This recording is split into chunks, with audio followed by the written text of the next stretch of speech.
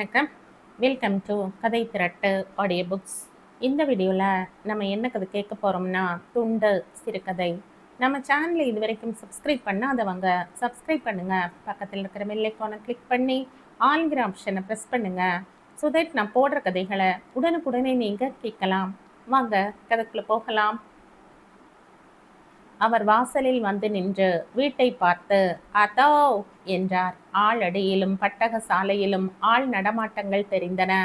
கூப்பிட்டதற்கு பதில் வரவில்லை. இது வெகு கால பழக்கம் அவருக்கு. புத்துக்கால் வைத்து உட்கார்ந்து ஒரு வைக்கோல் துரும்பை தூக்கி அந்த பக்கம் போட்டார்.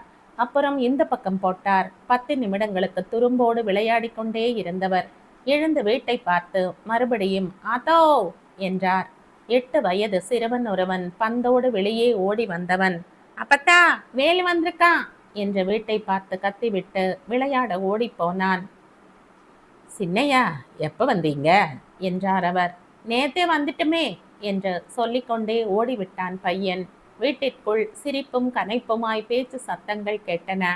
வெளியில் யாரும் வரவில்லை. இவர் மறுபடி குத்துக்கால் வைத்து உட்கார்ந்து ஆள்காட்டி விரலால் மண்ணை கோதி ஒரு சின்ன கல் பொட்டு வைக்கிற மாதிரி அளவில் எடுத்தார்.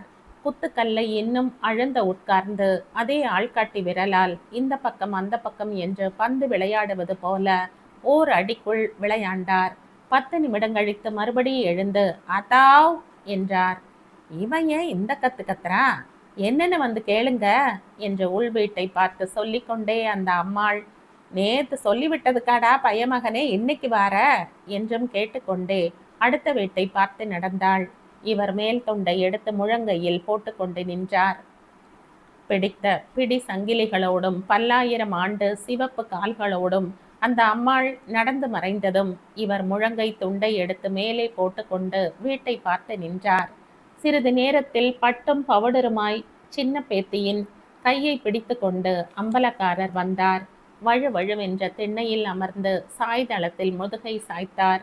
வேலு மேல் துண்டை இறக்கி முழங்கையில் போட்டுக்கொண்டு கை இரண்டையும் தலைக்கு மேல் வைத்து கும்பிட்டார். இதை பாருடா, இவங்கெல்லாம் நேத்து வந்து இறங்கிட்டாங்க என்று சிவப்பும் அழகுமான பேத்தியை காண்பித்தார் அம்பலக்காரர். ஆத்தா போன தடவைக்கு இப்ப வளர்ந்துட்டாக. என்ன வளர்த்திப்போ, வந்ததுல இருந்தே இதுக முகங்க சரியா இல்ல. ஆத்தா சிரிச்சு முகமாவெல்லாம் இருக்காக. வேலு, எங்க வீட்டு பண்ணக்காரன் வயிற்றுல குளுமியை கட்டிக்கிட்டாண்டா. ஒரு படி அரிசி சோத்தையும் தின்ன பிறகுதான் எதிர யார் வந்து சோறு போடுறாங்கன்னு பார்க்குறான். போட்டா திங்க, ஏத்தினா சுமக்கன்னு எனக்கு ஒரு ஆள் கிடைச்சாம்பாரு. உழுக, மாடு மேய்க்க, பருத்தி கொட்ட அரைக்கன்னு முரட்டு வேலைகளுக்கு தாண்டா அவன் லாய்க்கு. அவங்கிட்ட நாஸ்க்கு கிடையாதுடா வேலு. சாமி, யானையை தூக்கி தலையில வை சுமந்துருவான். துரட்டி எடுத்து கொப்பை முறிச்சிடாம ஒரு முருங்கைக்காயை பறிக்க இயலாதுடா எங்க பண்ணக்காரனுக்கு. சாமி, கூறு கட்டவன்னு தான் நான் மற்றவங்களை தான் திட்டுவேன். எனக்கு வந்த பயலுக்கு கூரே இல்லடா முனிய மகனே. சாமி, நேற்று சாயங்காலம் மகன் குடும்பத்தோடு வந்து இறங்கிட்டான். இதுகளை பார்த்தா நமக்கு வயிற்றுல பால் விழுந்தது மாதிரி இருக்கு. ஆனால் இதுக்கு முகங்களை பார்த்தா ஏதோ கஷ்டப்படுறதுக்குன்னு வந்திருக்கிற மாதிரி இருக்கு. நீ இன்னைக்கு பூரா நின்று காமி. இது எப்பேர் கொண்ட வீடு ஊருன்னு. இதுக்கெல்லாம் அந்த கூறு இல்லாதவன் சரிப்பட மாட்டான். சாமி, போன வருடம் வந்தப்பா இந்த வாசல் தாண்டி அந்தா அங்கன பேரப்புள்ள விளையாண்டாரு. ஒரு கல் தடிக்கு கீழே விழுந்து சில்லு மூக்கு பேர்ந்து போச்சு. வேலையா அந்தா அங்க இருந்து இங்க வர மேடு பள்ளம் இல்லாம இந்த இடம் பூராவையும் சரி பண்ணு என்று சொல்லிக்கொண்டே திண்ணையில் கிடந்த மண் வெட்டியை எடுத்து திண்ணை படியில் வைத்தார். வேலு முழங்கையில் கிடந்த துண்டை எடுத்து தலையில் கட்டி கொண்டு மேடுகளை தரிக்க ஆரம்பித்தார். வெயில் மேவிய தரை எங்கும் இறுகி சிடுசிடுத்தது. ஒரு கட்டியை பெயர்க்க 4 வெட்டு போட வேண்டியிருந்தது. அம்பலக்காரர் சாலை வரை எல்லை வைத்திருந்ததால் விஸ்தாரமாக வெட்டி கொண்டு பரப்ப ஆரம்பித்தார். கடுத்த வாசனையோடு மண் விரவியது. சிறு கூழாங்கற்கள், செத்தை, குப்பைகள் என்று வேண்டாதவைகளை மண் வெட்டியை பக்கவாட்டில் இழுத்து கோதி கோதி காய்ந்து கிடந்த வாரியில் வீசினார். வெயில் மட்டும் இல்லை என்றால் தரையை மிதிக்கிறோமா பூவை மிதிக்கிறோமா என்கிற மாதிரி அவர் கை பக்குவத்தில் அந்த இடம் பூராவும் ஆகி போனது. எது ஒன்றும் நேர்த்தியாக அமைய வேண்டுமானால் வேலுவைத்தான் கூப்பிடுவார்கள்.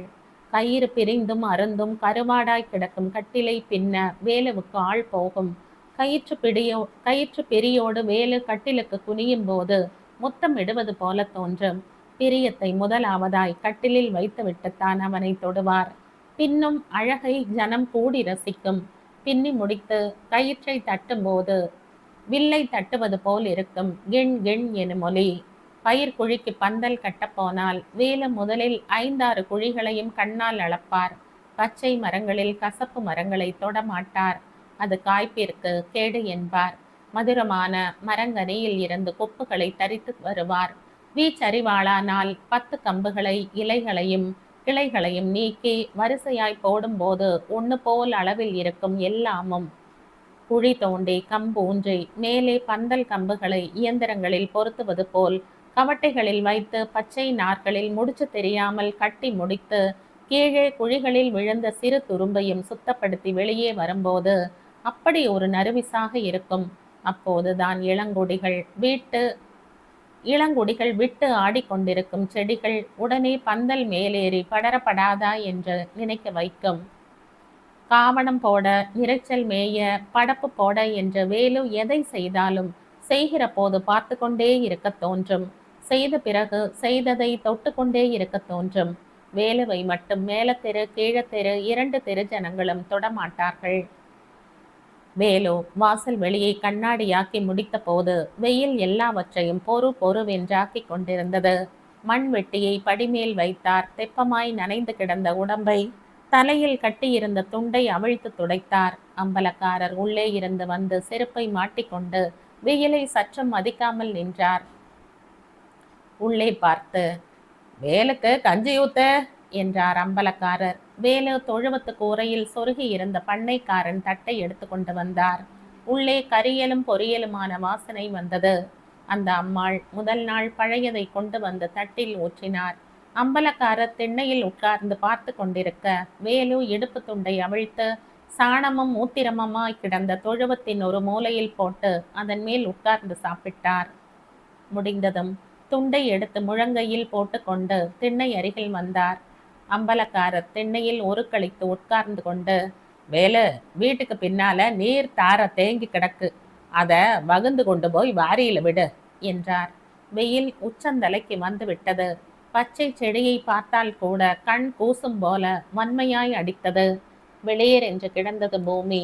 மண் வெட்டியை வாசற்படியில் இருந்து எடுத்துக்கொண்டு முழங்கை துண்டோடு வீட்டை சுற்றி கொண்டு பின்னால் நடந்தார் வேலு. கண்ணங்கரையில் என்று துர்நாற்றத்தோடு சின்ன குளமாய் கிடந்தது அது. வேலு மண்வெட்டியை கீழே வைத்துவிட்டு முழங்கையில் கிடந்த துண்டை எடுத்து தலையில் கட்டிக்கொண்டு வாரி பக்கம் இருந்து வேலையை துவக்கினார். கட்டென்று பொட்டல் நிலம் மண் வெட்டிக்கு சாமான்யமாய் மசியவில்லை. சாண் அகலத்தில் ஒரு கால்வாயை வெட்டி கொண்டே நீர் தாரையை நெருங்கும் போது ஐயா மகன் மதுரையில் இருந்து வந்தவன் அந்த பக்கமாய் சென்றான். கண் நிறைய வேர்வையோடு அவனை பார்த்த மாத்திரத்தில் வேலு வெட்டை நிறுத்திவிட்டு தலை துண்டை அவிழ்த்து முழங்கையில் போட்டு தலைக்கு உயர்த்தி கும்பிட்டார். என்ன வேலு, நல்லா இருக்கியா என்று கேட்டுக்கொண்டே துபாய்க்காரன் வீட்டிற்குள் நுழைந்து விட்டான் அவன். வேலு முழங்கையில் கிடந்த துண்டை எடுத்து ஊறுகாய் கண்ணை உப்பில் ஊற வைத்து கொண்டிருந்த வேர்வையை துடைத்த பின் தலையில் கட்டிக்கொண்டு கால்வாய் வெட்டை தொடர்ந்தார். கருப்பு குளத்திற்கும் வாய்க்காலுக்கும் இடையே ஒரு வெட்டுக்கு பாக்கி வைத்துவிட்டு வாய்க்காலை தடவி கொடுத்து பிடித்து விடுவது போல் மண்வெட்டியால் நீவினார். ஒரு தடவை அங்கிருந்து இங்காக வாய்க்காலை கோர்ந்து பார்த்தார். முகத்தில் திருப்தி தெரிந்தது. பாக்கி இருந்த ஒரு வெட்டை பார்த்து ஒரு வெட்டு விழுந்ததோ பூ விழுந்ததோ எனும்படி மண் வெட்டியால் போட்டார்.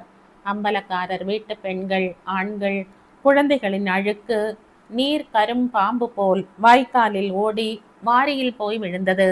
சிறு சிறு துர்ஜீவன்களோடு அந்த கருப்பு நீர் வாய்க்காலில் மனசில்லாமல் போய்க் கொண்டிருப்பதை வேலு சலனம் இல்லாமல் பார்த்து கொண்டு நின்றார். அம்பலக்காரர் சம்சாரம், என்ன வேலு, வெட்டி முடிச்சாச்சா என்று கேட்டுக்கொண்டே வந்தது. வேலு தலை துண்டை அவிழ்த்து முழங்கையில் போட்டுக்கொண்டு நின்றார். இங்க வா, திண்ணையில ஐயா உன்னை கூப்பிடுறாக என்றாள். வேலு துண்டை எடுத்து மேலே போட்டுக்கொண்டு மண் வெட்டியோடு சுற்றி வந்தார். அம்பலக்காரர் திண்ணையில் இருந்தார். அவரை பார்த்ததும் மேலே போட்டிருந்த துண்டை எடுத்து இடுப்பில் கட்டி கொண்டார். ஒரு வழியா அழுக்கு தண்ணியை வெட்டி விட்டுட்ட. நாய் அதுக்குள்ள போய் புரண்டு எந்திரிச்சு கருப்பா வீட்டுக்குள்ள வந்து பட்டாசு அலையில வேற படுக்குது என்றவர் கொஞ்சம் யோசித்துவிட்டு, வா எப்படி வெட்டியிருக்கேன்னு பாப்போம் என்று சொல்லிக்கொண்டே படி இறங்கினார். பின்னால் கூடி நடக்கவும் வேலு முழங்கை துண்டை எடுத்து இடுப்பில் கட்டிக்கொண்டு எதற்கும் இருக்கட்டும் என்று மண் வெட்டியையும் தூக்கி கொண்டு நடந்தார். அம்பலக்காரர் வாய்க்கால் வெட்டை பார்த்து, தோ அந்த வளைவில் ஒரு போடு போட்டு மண்ணை பேரு சிக்குது பாரு என்றார். வேலு இடுப்பில் இருந்த துண்டை எடுத்து தலையில் கட்டி கொண்டு அம்பலக்காரர் வம்புக்காக சொன்ன இடத்தில் மண் வெட்டியால் 2 போடு போட்டு விட்டு வந்து தலை துண்டை அவிழ்த்து முழங்கையில் போட்டு கொண்டு நின்றார். இங்க வா என்று கூப்பிட்டு விட்டு வீட்டுக்குள் போய் ஒரு அரிவாளோடு வெளியே வந்தார். விறு விறுவென்று படப்பு கொல்லை பக்கம் வந்தார். இடுப்புக்கிருந்த குட்டி சுவர் மேல் ஒரு கை வைத்து தாண்டும் போது கை பொசுங்கியது சூட்டில். வேலு பின் நின்று தாண்டி கொல்லைக்குள் போனார். கொல்லையில் கலக்கம் கலக்கமாய் நிற்கும் 4 பனை மரங்களையும் அம்பலக்காரர் அண்ணாந்து பார்த்தார். ஏறிட்டு கண்ணை உயர தூக்கியதும் சூரியன் தக தகவென்று தெரிய கூசி குனிந்தார். மறுபடி நிமிர்ந்து பார்த்து ஒரு பனையை குறி வைத்தார். அந்த மரத்தில் பச் பச் என்று 3 குலை நுங்கு கிடந்தன. இதையெல்லாம் டவுன்ல எங்கன வாங்கி சாப்பிட போறாங்க? அந்த 3 குலைகளையும் வெட்டிடா வேலு என்றார். வேலு முழங்கையில் கிடந்த துண்டை எடுத்து தலையில் கட்டி கொண்டார். அரிவாளை வாங்கி இடுப்பில் செருகினார். சூட்டில் கொதித்து அவரை போலவே கருப்பாய் நிற்கும் பனை மரத்தில் கிருகிருவென்று ஏறினார். வெகு தூரத்தில் போய் சின்ன செடி அருகில் போதாத நிழலுக்குள் நின்றார் அம்பலக்காரர். அப்படியும் குலைகள் கீழே விழுந்து ஒரு காய் தெரித்து அவர் கால் வரை வந்து விட்டது. வேலு மரத்தில் இருந்து இறங்க துவங்கும் போது அம்பலக்காரரும் நடந்து அருகில் வந்தார். கீழே இறங்கியதும் அம்பலக்காரர் முன்னால் வேலு தலையில் கட்டியிருந்த துண்டை எடுத்து இடுப்பில் கட்டி கொண்டு நுங்கு குலைகளை சேர்த்தார். எல்லா நுங்குகளையும் அள்ள வேண்டி வந்தபோது இடுப்பு துண்டை அவிழ்த்து தலையில் கட்டி கொண்டார். வீட்டுக்கு போய் சாக்கு வாங்கி வந்து அவ்வளவையும் அள்ளி திண்ணையில் போட்ட போது கோழி குழம்பு வாசம் தெருவரை சென்றது. அம்பலக்காரர் வந்து திண்ணையில் குழு குழுவென்று ஓடிய காற்றில் உட்கார்ந்து சாய்மானத்தில் முதுகை சரித்தார். வேலு தலை துண்டை அவிழ்த்து முழங்கையில் போட்டு கொண்டார். இந்தாடா வேலு என்ற ரூபாய் நோட்டை நீட்டினார். திண்ணைக்கு கீழே நின்ற 2 கைகளையும் முறம் போல விரித்து வாங்கி கொண்டார் வேலு. நாளைக்கு விடிய காலமே வந்துரு, இங்கேயே கஞ்சி குடிச்சுக்கிறலாம். 4-5 வேலையை கிடக்கு. எல்லாம் வந்திருக்கிற பிள்ளைகளுக்குத்தான். நம்ம பண்ணக்காரனுக்கு அந்த வேலையெல்லாம் படியாது. வடக்காட்டுக்கு புழுதி உழவுக்கு போனவன் இன்னும் வரலைன்னா பார்த்துக்க. மறக்காம வந்துரு என்றார். வேலு முழங்கை துண்டோடு நடந்து தெரு தாண்டி போய் துண்டை விரித்து மேலே போட்டு கொண்டார். மறுநாள் காலையில் அம்பலக்காரர் வீட்டு வேலைக்காக கிளம்பி வெளியே வந்தபோது அவர் சம்சாரம், என்ன துண்டை மறந்துட்டு போற, இந்தா மனத்துக்கிட்ட கிடக்கு, எடுத்துக்கிட்டு போ என்றாள். வேலு தலையில் கிடந்த 10-15 செம்பட்டை முடியை தடவிக்கொண்டே சொன்னார். இந்த துண்டுக்கு இழவு கூட்டத்தான் நேரம் சரியா இருக்கு. தலையில கட்டுறது, ஆளக்கண்டா அவுத்து முழங்கையில போடுறது, இடுப்புல கட்டுறதுன்னு இதுக்கே பொழுது சரியா இருக்கு. துண்டே வானம், நான் போறேன். அம்பலக்காரர் திண்ணையில் வந்து உட்கார்ந்து முதுகை சரித்து கொண்டு பார்த்தார். வேலு எதிரில் இளம் வெயிலில் நின்றார். அவர் வெகு நேரம் உற்று பார்த்துவிட்டு உள்ளே போய் ஒரு புது துண்டை பெட்டியில் இருந்து எடுத்து கொண்டு வந்தார். இந்தாடா வேலு, துண்டு இல்லாம நல்லா இல்லடா உனக்கு, இதை வச்சுக்கோ, அப்பத்தான் அம்சமா இருக்கும்.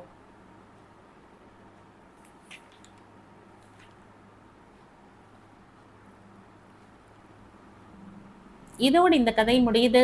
இந்த கதை உங்களுக்கு பிடிச்சிருந்தா லைக் பண்ணுங்க, ஷேர் பண்ணுங்க, சப்ஸ்கிரைப் பண்ணுங்க. மற்றும் ஒரு இன்ட்ரெஸ்டிங்கான கதையோட அடுத்த வீடியோல சந்திப்போம். பாய். தேங்க்யூ.